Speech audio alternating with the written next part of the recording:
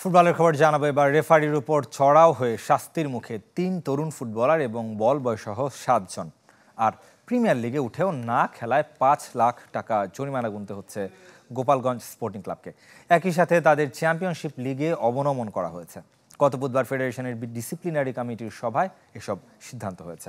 তবে রোববার গণমাধ্যমকে জানিয়েছে বাফুফে, চলমান অনূর্ধ্ব-18 লিগ শেখ রাসেল এবং শেখ জামাল ম্যাচে রেফারির উপর চড়াও হওয়ায় Sheikh Russel manager Iftekhar Rahman, head of delegation Habibur রহমানকে ৪ ম্যাচ নিষিদ্ধ এবং ২৫,০০০ টাকা করে জরিমানা করা হয়েছে। ফুটবলার মিলন, সাইফুল এবং মীর হোসেন নিষিদ্ধ ২ ম্যাচ, আর বলবয় কামাল ৬ মাস নিষিদ্ধ। এছাড়াও আবাহনী ব্রাদার্স ম্যাচে রেফারির উপর চড়াও হওয়ায় brothers coach Sabbir Ahmed ১ match নিষিদ্ধ হয়েছেন। আর শেখ রাসেলকে ১ লাখ আর ব্রাদার্সকে ৫০,০০০ টাকা জরিমানা করেছে ডিসিপ্লিনারি কমিটি।